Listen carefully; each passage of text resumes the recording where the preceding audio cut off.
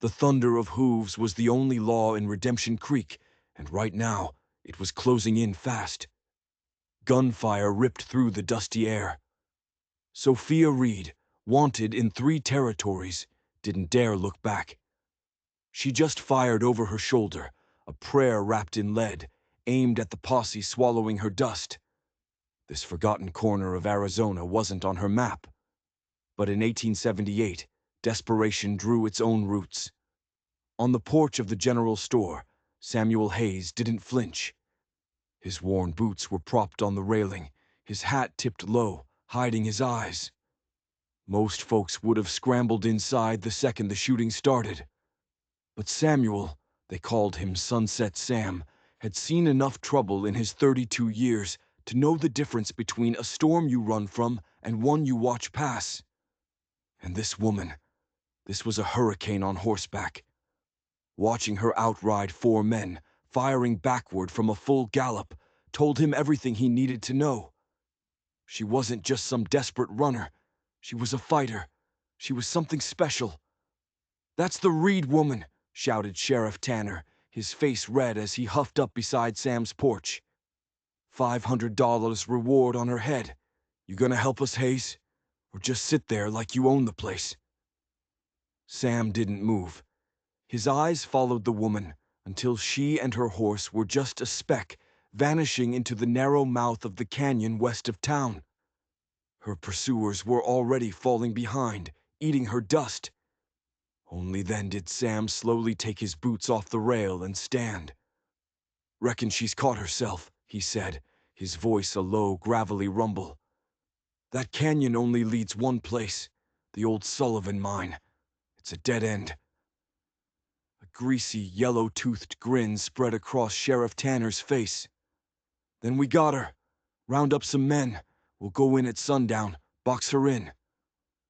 Sam gave a slow, deliberate nod. But the moment the sheriff turned his back, hurrying off to gather his posse, Sam slipped around the back of the store. He moved with a quiet purpose, untying the reins of his own chestnut stallion. Something about that woman, the way she rode, the way she fought, had snagged his instincts. And Sunset Sam Hayes hadn't lived this long by ignoring his instincts. The posse was heading for a dead end, all right. But Sam had a feeling the real story was just beginning. The canyon was drenched in the last golden light of day when Sam found her. She'd tried to hide her horse, and she'd done a decent job of it, but Sam could track a whisper through a windstorm. He found her tucked away in a small cave, just a shadow in the rock face. He dismounted, his steps silent on the sandy ground. When he got close, he wasn't surprised to find himself staring down the dark, unforgiving barrel of a Colt revolver. "That's close enough, mister," she said. Her voice was steady, but he could see the exhaustion etched deep in her eyes. Sam held up his hands, slow and easy. "Not here for any reward, ma'am." "Then why are you here?" Her green eyes narrowed, sharp with suspicion. "Figured you might need some help. Sheriff's getting a posse together. They'll be here at nightfall." He gestured with his head back toward the town. "And you're right. You're trapped. This canyon is a box." She didn't lower the gun. Not an inch. "Why would you help me? You don't know me." "I know enough," Sam replied, his voice calm, but with an edge that could cut glass. "I know those men chasing you aren't lawmen. They're hired guns. They work for Harlan Blackwood." Her gun hand wavered, just for a second. That was all the confirmation he needed. "And I know," Sam continued, pressing his advantage, "that this canyon has another way out, if you know where to look." Her eyes were wide now. How do you know about Blackwood?" A shadow passed over Sam's face. "He and I have history," he said, and the temperature in the canyon seemed to drop 10 degrees. "Bad history." She stared at him, a long, silent moment passing between them. It felt like she was looking right through his skin, trying to read the secrets carved on his bones. Finally, with a slow, deliberate movement, She lowered the gun. "I'm Sophia Reed." "Sam Hayes." He tipped his hat. She looked at his auburn hair, catching the last of the sun's rays. "They call you Sunset." A small, grim smile touched his lips. "Because anyone who crosses me tends not to see another sunrise." Instead of fear, he saw a flicker of something else in her eyes. Appreciation. Respect. "Well, Mr. Hayes," she said, her voice finding its strength again. "If you know a way out of this trap, I'd be much obliged if you'd show me." But as he led her toward a hidden crevice in the rock, Sophia couldn't shake a new, chilling thought. This man knew things he shouldn't know. He knew about Blackwood. He knew about a secret exit from a canyon he had no business being in. He said he was here to help, but out here in the lawless territories, help was just another word for a different kind of trap. And she might have just walked right into it. The passage was a tight squeeze, a narrow crack hidden behind a fortress of boulders, barely wide enough for their horses to pass single file. It twisted and turned in the growing darkness, before finally opening up into a secluded valley, a pocket of the world hidden from prying eyes. As they made a small, smokeless fire, Sophia began to talk. The words came out in a trickle at first, then a flood. She was a schoolteacher from Colorado. Harlan Blackwood, a man with a railroad baron's ambition and a snake's morality, wanted her land. When she refused to sell, he didn't make a better offer. He manufactured a crime. Evidence of a stagecoach robbery appeared out of thin air, all of it pointing directly at her. With a judge on Blackwood's payroll, her only choices were to flee or to hang. "I've been running for 8 months," she said, her gaze lost in the dancing flames. "Blackwood's men are relentless." "Men like that usually are," Sam replied, his face unreadable in the firelight. "They're used to getting what they want. And you, Mr. Hayes, what do you want?" Sam was quiet for a long moment. "Peace," he said, but the word sounded foreign on his tongue. "Tried ranching up north. Too quiet. Been drifting since." "Is that what I am to you?" she pressed. "An odd job." The corner of Sam's mouth twitched into something that might have been a smile. "You're definitely odd, ma'am, but you're not a job." For the first time since he'd met her, he saw a real smile break across her face. It was like the sun coming out from behind a cloud, and it made the exhaustion vanish from her features. Sam felt something shift deep in his chest, a feeling he thought he'd buried under miles of dust and regret. "We should reach my cabin tomorrow," he said, the words coming out rougher than he intended. "You can lay low there. Figure out a plan." Sophia raised an eyebrow. "Your cabin? You said you were a drifter." "Even drifters need a place to come back to," he said, his eyes avoiding hers. But Sophia saw the lie. It was small, but it was there. This man wasn't a drifter. Drifters didn't have hidden cabins and escape routes planned out. This man was a survivor, and survivors always had secrets. The cabin was more of a fortress. Nestled against a sheer cliff face, it was built of thick, sturdy logs with a stone fireplace big enough to roast a whole hog. But it was the details that made Sophia's blood run cold. The windows were narrow, more like rifle slits than windows. The single door was reinforced with iron bands. And as Sam showed her around, she noticed the floorboards near the fireplace were newer than the rest. He lifted them, revealing a small, hidden cellar stocked with ammunition, rifles, and enough dried goods to last through a siege. "You expecting an army, Mr. Hayes?" she asked, her voice tight. "It pays to be prepared." "Prepared for what? You said you were a drifter." He looked at her then, and the easygoing mask was gone. His eyes were hard, ancient. "I'm prepared for men like Blackwood." He showed her the rest of the cabin. There was a single bed, a table with 2 chairs and shelves. The shelves were what surprised her most. They were filled with books: Emerson, Thoreau, Shakespeare.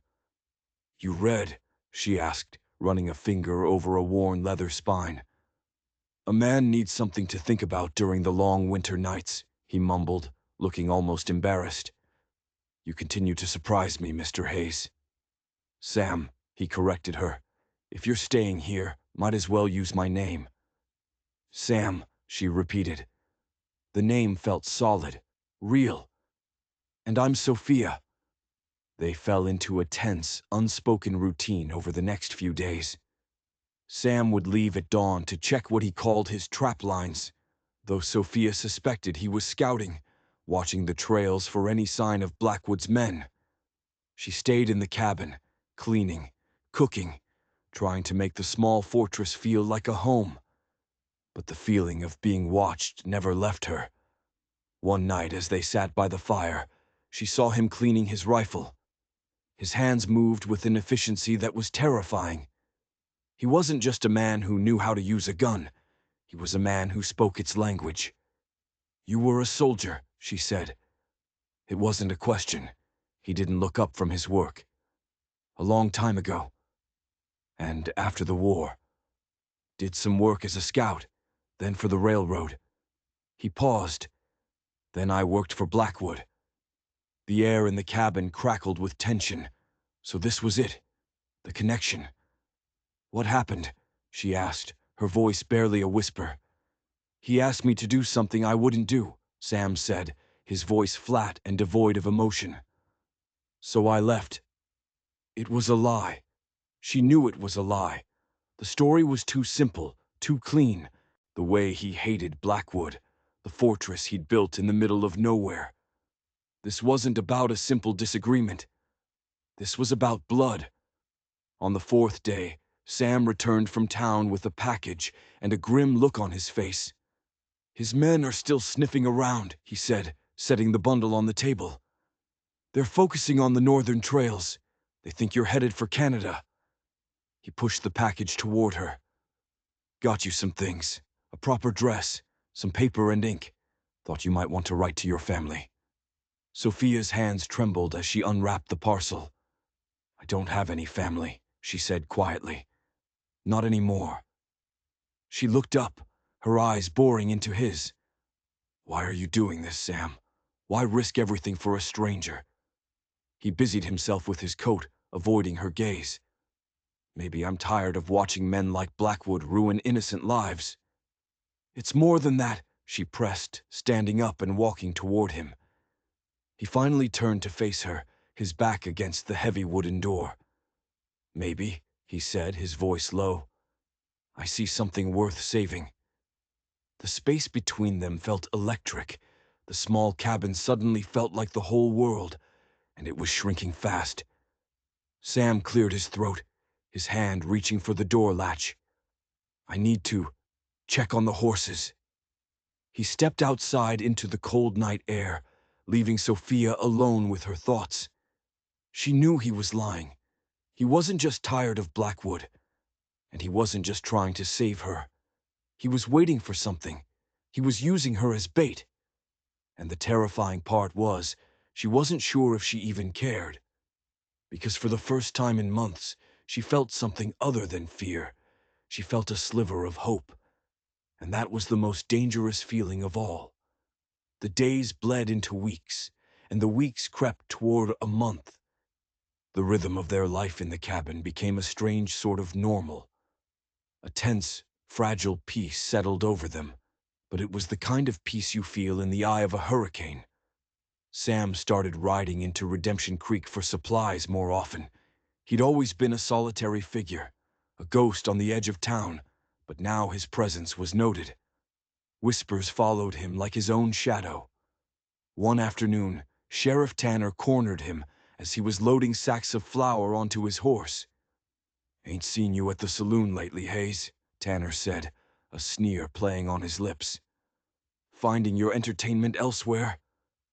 "Just been busy at the cabin," Sam replied, his voice even, his hands never straying far from the Colt on his hip. "Winter's coming." "Funny you should mention that," Tanner said, leaning closer, his breath smelling of stale whiskey. Heard talk. Talk of a woman seen up near your place. You wouldn't know anything about that, would you? Sam's eyes went cold. Folks see all sorts of things in these hills, Sheriff. Ghosts, mostly.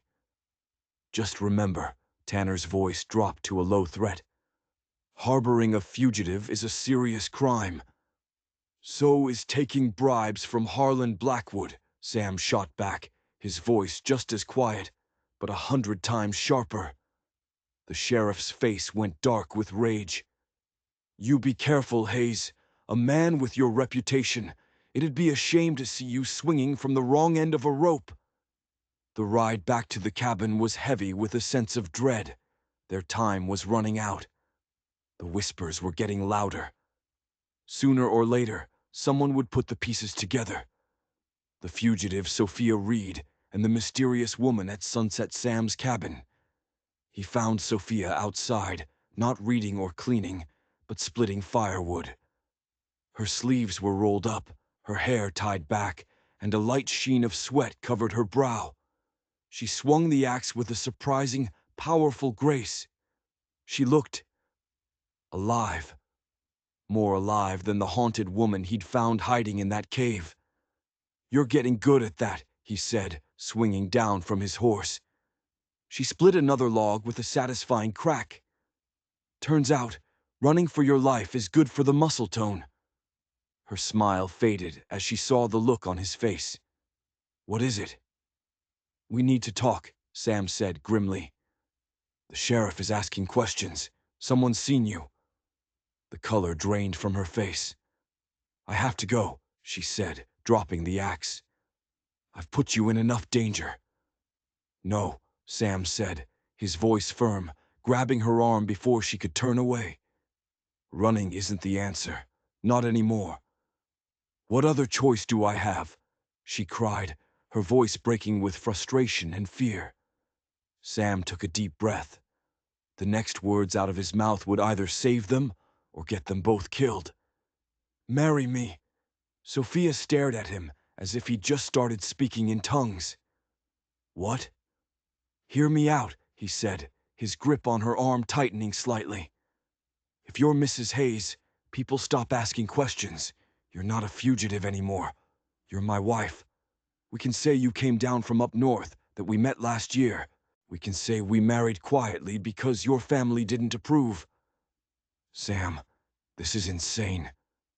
It's the only thing that makes sense, he insisted, his eyes burning with an intensity that took her breath away. It would be a marriage of convenience, nothing more. A piece of paper. But it would keep you safe. She studied his face, searching for the catch, the angle. And when Blackwood's men find me anyway, what then? They'll kill you too, for helping me. Let me worry about Blackwood, he said, and a darkness she'd never seen before crept into his voice. I've been waiting for a reason to settle that score for a long, long time. That night, sleep was a stranger to Sophia. She tossed and turned, Sam's insane proposal echoing in her mind. It was practical. It was logical. It was also a death sentence for him. And that's what she couldn't understand. Why? Why would this man, this stranger with a past as dark as a moonless night, be willing to sign his own death warrant for her? It wasn't just about saving her. She knew that now. This wasn't a rescue. It was an ambush. And she was the bait. He was using their marriage, using her, to draw Blackwood into a trap he'd been building for years.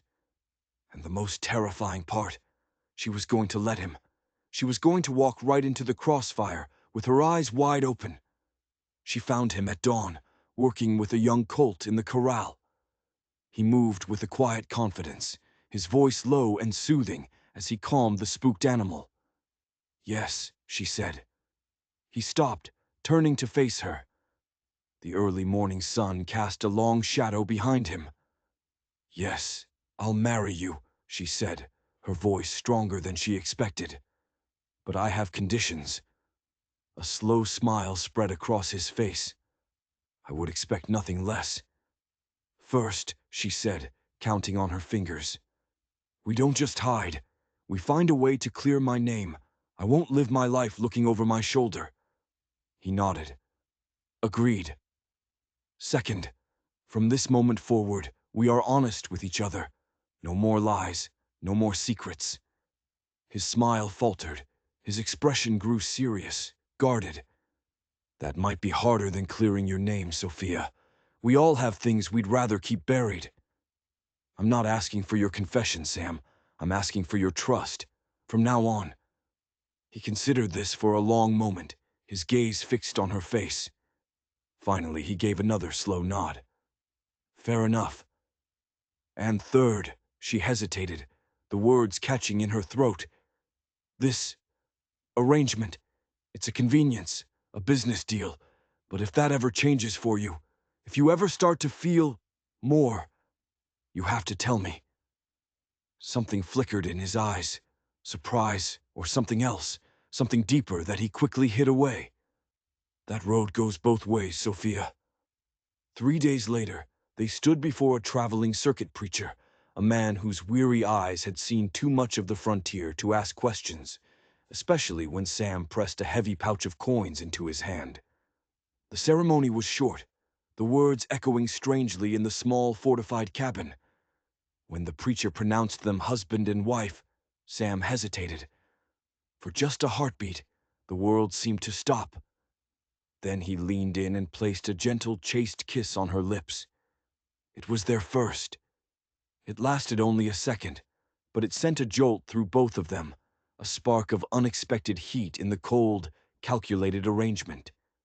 That night, the reality of their bargain set in. Sam laid his bedroll by the fire, as he always did. The bed is big enough for two, Sophia said, her voice sounding unnaturally loud in the quiet cabin. It's freezing in here. This is a practical arrangement, remember? There's nothing practical about my husband dying of pneumonia. He looked from his bedroll to the bed, a war going on behind his eyes. In the end, practicality won. But they might as well have been sleeping on opposite sides of the Grand Canyon. They laid stiffly on their own sides of the mattress, a wall of pillows between them, a silent, uncrossable border in their marriage of convenience. Each was acutely, painfully aware of the other's every breath in the darkness. Word of sunset. Sam's marriage spread through Redemption Creek like a brush fire. When they rode into town together 2 weeks later, the stares were like physical blows. The whispers were a constant buzz, like angry hornets. Don't mind them, Sam murmured, his hand resting lightly on the small of her back. Gossip is the only crop that grows in this town. They're not gossiping, Sam, she corrected him, her voice low. They're laughing at you, the great sunset haze, tamed and hitched. Let them laugh, he said, his hand tightening its grip, a gesture that felt both protective and possessive. I know what I'm getting. But inside the general store, the laughter turned to sharp, pointed curiosity. Mrs. Peterson, the owner's wife and the town's chief gossip, descended on them.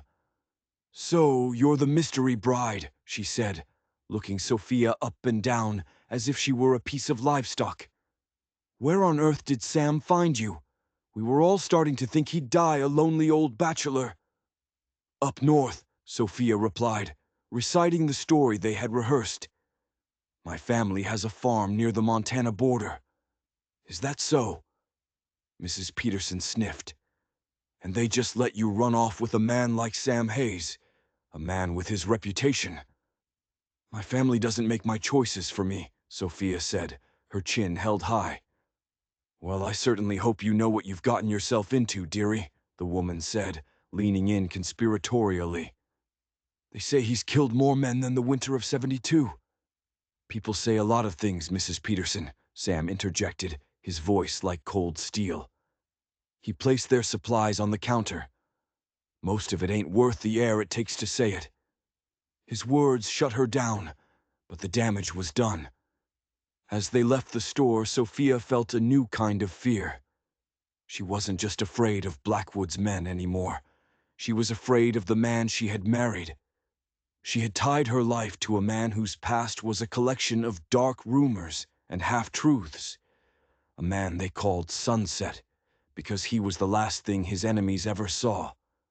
And now, she was his wife, which meant his enemies were her enemies. And she had a terrible feeling they were about to come calling. Winter descended on the mountains like a shroud, burying them in a world of white and silence. The isolation of the cabin, once a comfort, now felt like a prison. The days grew shorter, the nights longer, and the space between Sam and Sophia grew smaller. They fell into a routine born of necessity. They worked together, side by side, their movements a silent dance of survival. They repaired the cabin, hunted for food, and prepared for the brutal months ahead. At night they sat by the fire and read, sometimes sharing passages aloud. The stories in the books were a welcome escape from the unspoken story unfolding between them. The line of pillows that had once served as a barrier in their bed disappeared one night, without a word being said. They still kept a careful distance, but the cold nights had a way of pulling them closer, seeking warmth, a small comfort in their shared isolation. One evening, with a blizzard howling outside, Sophia finally asked the question that had been haunting her for months. "What really happened between you and Blackwood?" Sam stared into the fire, the silence stretching on for so long she thought he wouldn't answer. When he finally spoke, his voice was a low, haunted whisper. "I used to work for him. Years ago. I was young, broke, and didn't ask the right questions." He described a pattern of intimidation, of buying up land and forcing people out, all for Blackwood's railroad. "There was a family," he said, his eyes distant. "The Sullivans, good people. They had a small ranch right where Blackwood wanted to lay his tracks. They wouldn't sell." Sophia held her breath. The Sullivan mine, the place the canyon led to. "Blackwood sent me and a few others to convince them," Sam continued, his voice hardening. "I thought we were just supposed to scare them, but the others, they took it too far. They set fire to the barn. The livestock were still inside." He paused, the memory playing out behind his eyes. "Mr. Sullivan came out with a shotgun. They shot him down, right there in the yard, in front of his wife, in front of his daughter." Sam's hand clenched into a fist. The girl couldn't have been more than 12. "What did you do?" Sophia whispered. "I tried to stop it. I was too late for him." His gaze met hers, and she saw a raw, bottomless grief. "I turned on Blackwood's men, killed 2 of them before the rest scattered.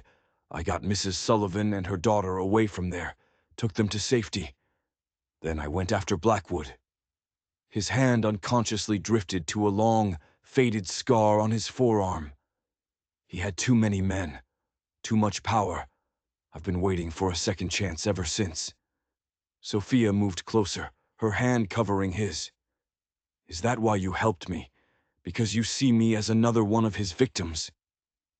Sam looked at her, his eyes intense, searching. "At first, maybe," he admitted. "But not anymore. Now. Now it's because you're you, Sophia." The confession hung in the air between them, a fragile, beautiful thing. It changed everything. The pretense of their arrangement, the carefully constructed walls they had built around themselves, all of it crumbled to dust in that single moment.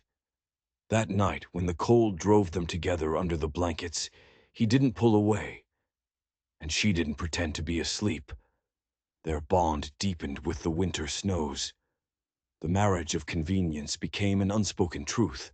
It was in the small things, the way his eyes would follow her across the room, the way she would find a hot cup of coffee waiting for her when she woke, the way he'd touch her hand, just for a moment, as they passed in the cramped cabin.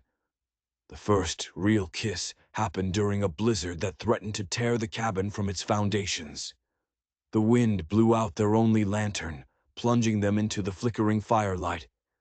In the sudden darkness, He reached for her at the exact same moment she reached for him.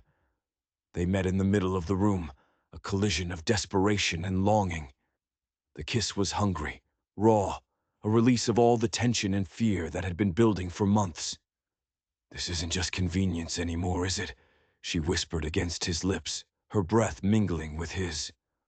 "No," he admitted, his voice rough with emotion. "It hasn't been for a long, long time." That night they didn't just share a bed, they shared everything. They became husband and wife in truth, exploring each other with a tenderness and passion that left them breathless. In the aftermath, lying tangled in the warmth of the blankets, with the storm raging outside, Sophia felt a sense of peace she hadn't known since before her life had been shattered. "I love you," she said, the words as simple and true as her own heartbeat. His arms tightened around her, pulling her closer. "And I love you," he whispered into her hair. "God help me, I do." But as the first thaws of spring began to melt the snow, they both knew that the storm outside was nothing compared to the one that was coming for them. Blackwood was still out there, and he was not a man who forgot a debt. Spring brought more than just wildflowers to the mountains. It brought riders from the south, and with them, renewed danger. "They're in town," Sam told her one evening, his face a grim mask as he returned from selling furs. "Two of Blackwood's men. I recognize them. They're asking questions about any new folks who've settled in the area, especially women." The old familiar fear coiled in Sophia's stomach. "They'll find me. It's only a matter of time." "No," Sam said, his jaw set like granite. "We're done running. We're done hiding. It's time to end this." They spent the next few days huddled over the small wooden table, formulating a plan. It was a desperate gamble, a long shot, but it was the only shot they had. Sam had kept in touch with the Sullivan family. They had relocated to Denver, and Mrs. Sullivan's brother was a lawyer with connections, a man who might be willing to listen. "I need to go to Denver," Sam said. "I need to talk to him, a man named James Thornton, get the legal wheels turning. If we can get him evidence of Blackwood's corruption, of what he did to you, we might be able to get the territorial governor involved." "I'm coming with you," Sophia said immediately. "It's too dangerous." "More dangerous than staying here alone while your two friends are in town," she shot back. "We're in this together now, Sam. Where you go, I go." He couldn't argue with her. He didn't really want to.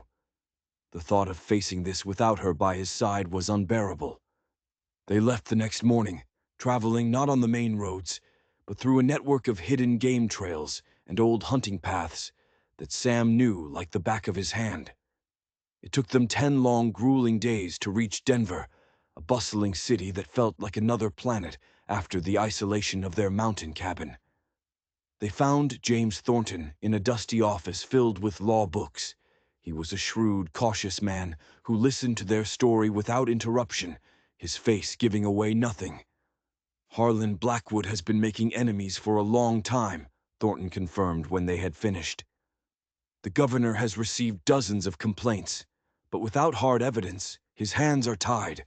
Blackwood has half the judges in the territory in his pocket." "What kind of evidence do you need?" Sophia asked. "Witnesses who are willing to testify, documentation, proof of bribery." Thornton leaned forward, a flicker of interest in his eyes. "There's a federal marshal who has been quietly investigating the railroads for illegal land grabs. If we can connect Blackwood's crimes to that investigation, we might just have a chance." They spent the next 2 weeks in a whirlwind of secret meetings, tracking down other families Blackwood had ruined, gathering statements, slowly, painstakingly building a case. Hope, for the first time, began to feel like a real possibility. And that's when their world fell apart. Sam returned to their small hotel room late one evening to find the door splintered, hanging off its hinges. The room was destroyed, furniture overturned, clothes strewn everywhere, and Sophia was gone. On the bed, Pinned to the pillow with a knife was a single sheet of paper. The message was scrawled in rough handwriting. Come to the old Sullivan mine, alone. Midnight, or the woman dies. A cold, white-hot rage washed over Sam, so intense it made him dizzy. He had been so focused on building the case, so lost in their brief taste of hope, that he had gotten careless. He hadn't seen the danger until it was too late. He didn't even consider going to the law. In this city, the law belonged to Blackwood. He gathered his weapons. His face was a stone carving of vengeance. He rode out of Denver like a demon, pushing his horse to its absolute limit, the animal's breath coming in ragged gasps. He had to make it back to Redemption Creek. He had to make it to the Sullivan mine by midnight. He was riding back to the place where all his nightmares began, and he knew, with a terrible certainty, that this time, not everyone would be walking out alive. The old Sullivan mine was a black maw in the side of the mountain, silent and still under the cold light of the moon. Sam dismounted a quarter-mile out, approaching on foot, a ghost in the shadows. Every nerve in his body was screaming, on high alert for the ambush he knew was waiting. "That's far enough, Hayes," a voice snarled from the darkness. Sheriff Tanner stepped out from behind a pile of rubble, his revolver already drawn and aimed at Sam's chest. "Where is she, Tanner?" Sam's voice was deadly calm. "Your fugitive bride is inside," Tanner sneered. "Mr. Blackwood has been very eager to meet her again. If you've hurt her—" Tanner let out a harsh laugh. "You'll what, Hayes? You're alone. Blackwood's got 6 men in there, plus himself. You were always good, Sam, but you're not that good." Sam's mind was racing, calculating angles, odds, searching for any advantage. "Let me see her." Tanner considered it for a moment, then shrugged. "Why not? Give you a chance to say your goodbyes." The inside of the mine was lit by a few sputtering lanterns, casting long, dancing shadows on the stone walls. The scene was even worse than he'd imagined. Sophia stood in the center of the cavern, her hands bound tightly behind her back. A dark bruise was already forming on her cheek, but her eyes, when they met his, were not filled with fear. They were blazing with defiance. Surrounding her were Blackwood's hired guns, and sitting on an overturned ore cart, as if he were holding court, was Harlan Blackwood himself. He was a handsome, well-dressed man in his 50s, with the cold, dead eyes of a shark. "Sunset, Sam," Blackwood said, his voice smooth and cultured as he rose to his feet. "I've been looking forward to finishing our business." "Let her go, Blackwood," Sam said, his hand hovering over the butt of his Colt. "Your fight is with me." "Oh, I disagree," Blackwood purred, walking slowly toward Sophia. "Mrs. Reed, or should I say, Mrs. Hayes now, she has caused me a great deal of inconvenience." He reached out, running a finger along her jawline. "Though I can see the appeal. You always did have an eye for quality, Sam." Sophia jerked her head away from his touch. "Don't flatter yourself, Blackwood. I know exactly what you are." His smile tightened.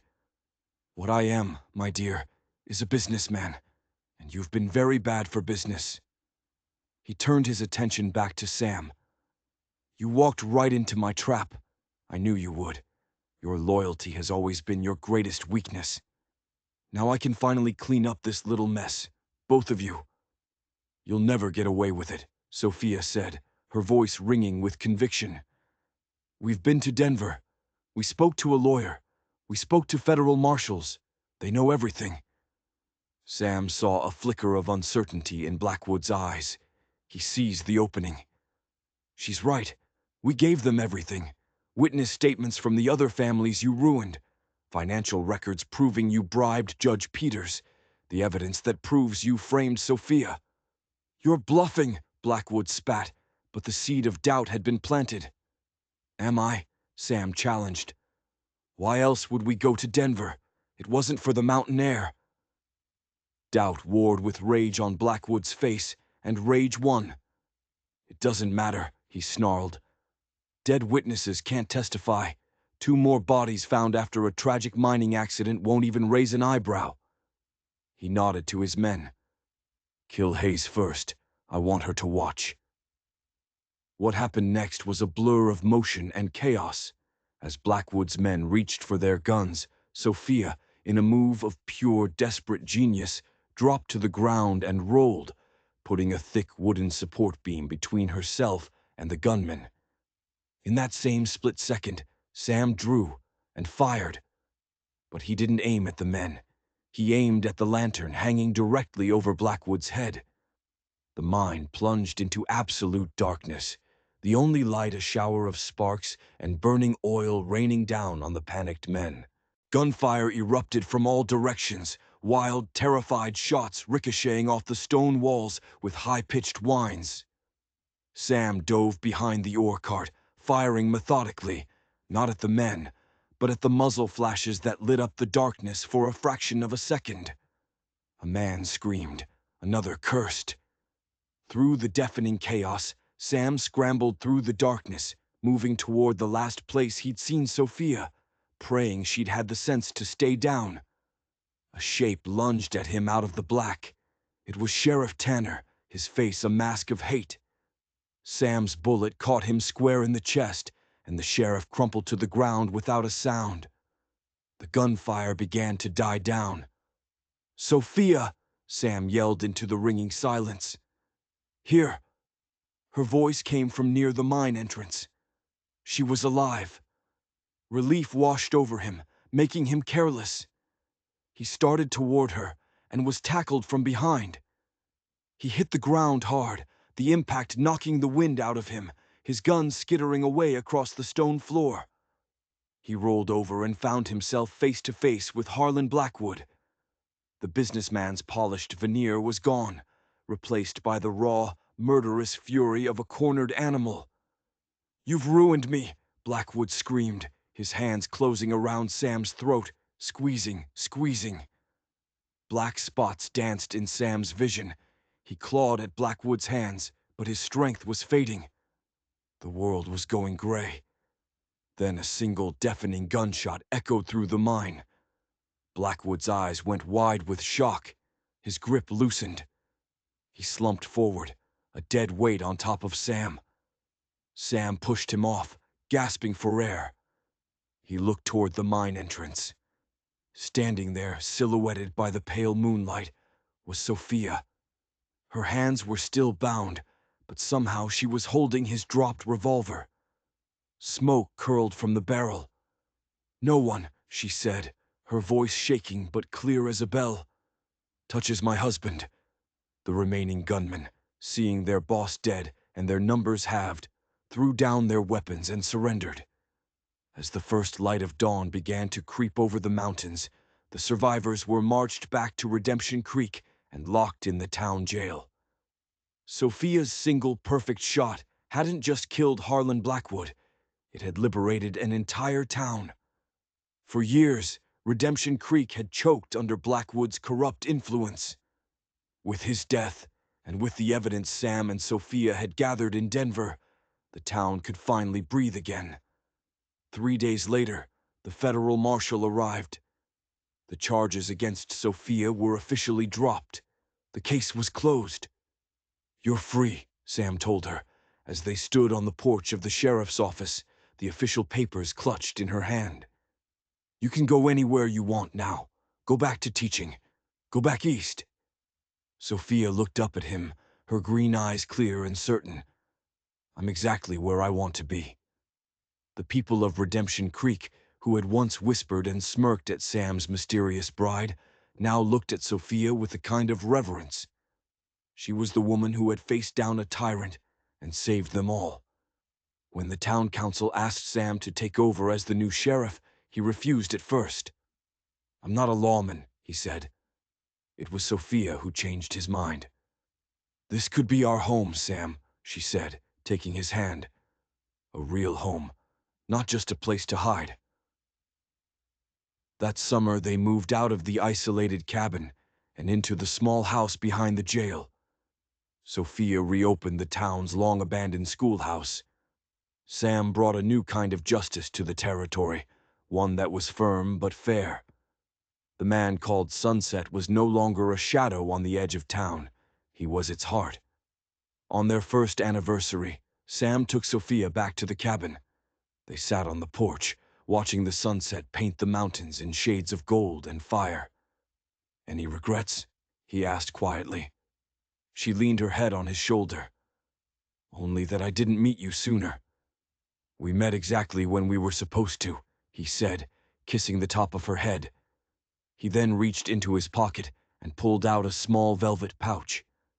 Inside was a simple gold ring, set with a single, small emerald, the color of her eyes. "Our wedding was a bit rushed," he said, his voice thick with emotion as he slipped the ring onto her finger. "You never got a proper ring." Tears streamed down Sophia's face. "It's beautiful." "I may not be a man of fancy words, Sophia," he said, "but marrying you, even when it was just a lie to keep you safe, was the truest thing I've ever done." She cupped his face in her hands. "I love you, Samuel Hayes." Their story became a legend in Redemption Creek, the story of the fugitive schoolteacher who saved a town with a single shot, and the fearsome gunman who was brave enough to give her his name and his heart. It was a story of how true love can sometimes grow in the most unlikely of places, and how sometimes the greatest acts of heroism begin with a simple act of faith in a stranger. If you enjoyed this story of love and justice in the Old West, be sure to hit that subscribe button and ring the bell. You won't want to miss the incredible tales we have coming next. Their story, and so many others like it, prove that even in the darkest of times, there is always hope for a new sunrise.